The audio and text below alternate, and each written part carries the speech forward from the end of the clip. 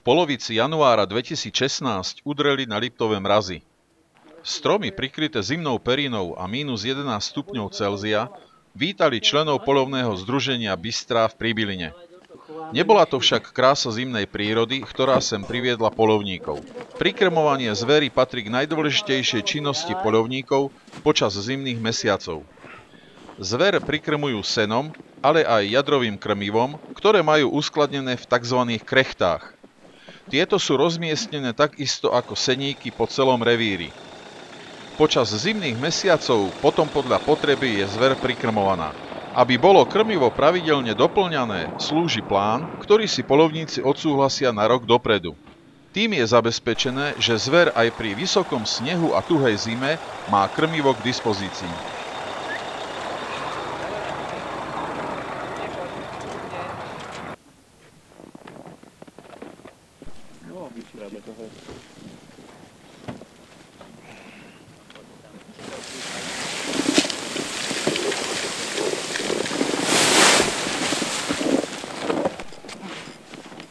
Ty nešpekuluj, ty ostan tu na.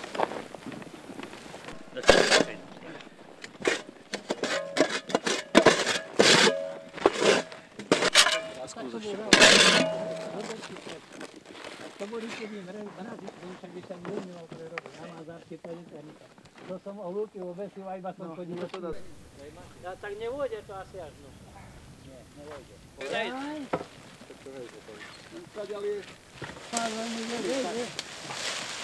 Zadnou ešte. Tak. Ale to by sme mohli... Dobre ho ti hned. Môžem ho vysypať? Ja som už špinavý, nehajte. Tak tu idem. Tu, dozadu, boli tu. Hej. Je tam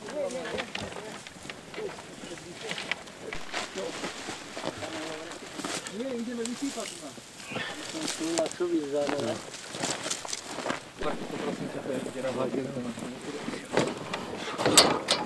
Samko, choď hedo ťa, lebo tam sa... Tak, to by bolo dobre, no. A kde máš Majú hedu? prísť ešte také bežné, Nájdi to nám helu. chodia formy v tom, ja to beriem do PC spáliť. No. Rozdiel, čo? No. Ja mám súd. A ja mám súd, Náš je to jeden do súdy 10. sú okrúhle a moc do toho nemôjde. Ale mám ešte... Prvý sneh, čo napadnú, tak prvé tam boli vlci. Dva prišli z jednej strany, dva z druhej. A zveri nikde. Polovnú sezónu rok 2015 máme úspešne za sebou.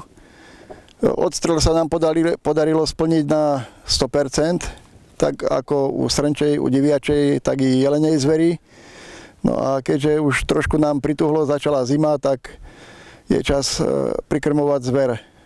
Keďže máme dostatok krmiva kvalitného, ktoré sme si zadovážili v lete a na jeseň, takže nemáme s tým problém.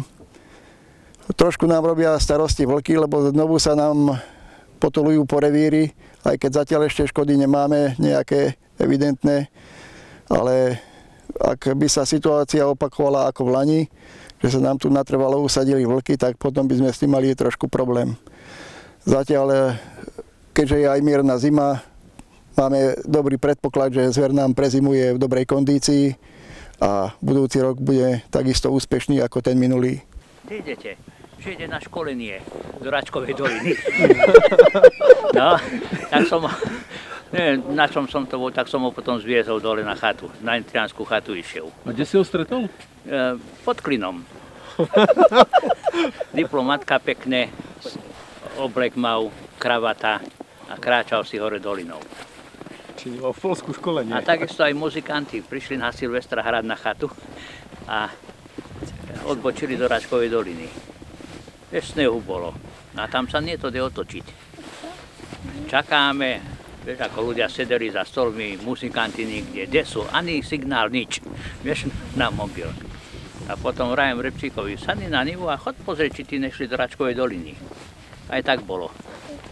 A potom, neviem, auto tam nechali, prehodili nástroje, čo a tak ich doviezli. Volá, keď sme mali iba jeden krmelec v Jamnickej, bol to veľký krmelec, ten, čo je teraz vo Plotkoch. A tiež sme chodili prikrmovať po týždni, kto ako mu služba vydala, ako bolo rozplánované. A ja som tam raz prišiel nahádzal som sena do rebrín, lebo vždy vedeli vyžrať, tam bolo zverí hodne. No, tam. A odrazu len počujem voľaký rachot. Čo sa robí? A z mladiny vyšli dvaja chlapi zakrvavení. Snehu bolo do pása, to iba na lyžiach sa tam dalo. No keď ma zbadali, sa aj trošku zlakli, ale potom dali do reči a vysvetlo, že zablúdili. Spadli volade v Žlabe v Jamnickej a nevedeli, či sú v Poľsku alebo na Slovensku. Lebo to bolo v noci a nevedeli, kde sú. Tak išli len dolu vodou. Ako tekla voda krajom vody a len to bola húština, to bola mladina. A do rána ani dokrvavení nevládali už z posledných síl. No tak potom boli veľmi radi, keď som im povedal, že sú na Slovensku a že kadiaľ majú sa pobrať dolu, cesta však stopy od lyží boli. A že potom je tam chata teslácka a tam, že ich ošetria aj občerstvenie, že je dáky čaj alebo tak a odtiaľ si môžu zavolať pomoc ďalšiu. Lebo však mobily vtedy neboli, to bolo v 80. rokoch. No. Takže všeličo sa potom prihodí aj v takto horách. Znedá, aj keď dvaja krvaví chlapi predo mnou, keď sa zjavili.